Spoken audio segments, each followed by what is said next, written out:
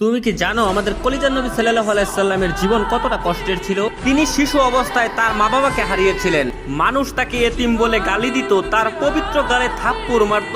অসহায় নবীর কান্না ছাড়া আর কোনো পথ ছিল না।